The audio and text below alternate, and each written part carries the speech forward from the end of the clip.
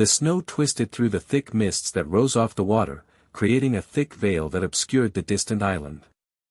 The deep black of the sea quickly faded into the blinding neon gray of the sky, the light diffuse and scattering all shadow. The island itself flickered from view like a mirage, its hazy outline faint and indistinct. The boat struggled forward through the churning water, and slowly the jagged silhouette stabilized. The skinny, twisted trees blocked any view of the small settlement we'd come to find, but a long and crooked dock extended out into the hostile ocean. The unlikely storm stopped as soon as it had begun, white snowflakes replaced by raindrops for a brief moment before ceasing entirely. I didn't know it could snow this early up here, and I shivered in my thin jacket. Glenn steered the boat in, and my mother hopped over as soon as we were close enough, tying our boat to a post. I followed, shouldering my backpack and adjusting the straps, but looked over at her sudden indrawn breath. There was already a rope tied to the post we'd used, and she'd stepped closer to see what it was connected to. I followed her to the edge and looked down. The bow of a wooden boat was sticking up, a sharply curved beam that descended down into the murky dark water.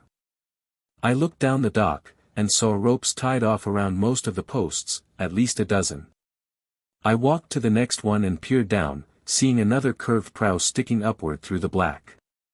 Why, as soon as I started speaking I stopped, startling myself with the crack that appeared in the silence.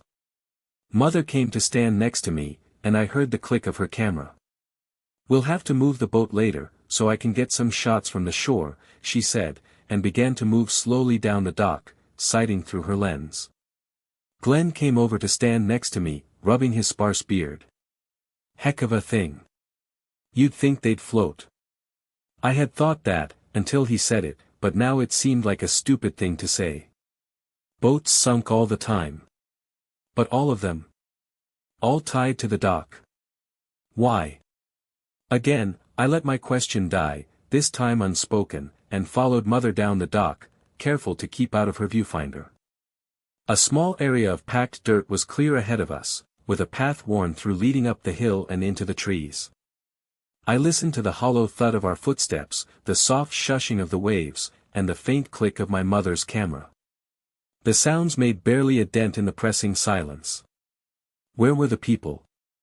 Mother had mentioned about 60 people lived in this settlement. I checked my phone, wondering if I had entirely lost track of time in the light that seemed to have barely faded before glimmering again across the perpetual cloud. It was barely 4 p.m., surely there should be activity. Especially considering all the boats were in. Had the people been stranded here? How long could they last alone? But the person my mother had spoken to had been here only a few days ago.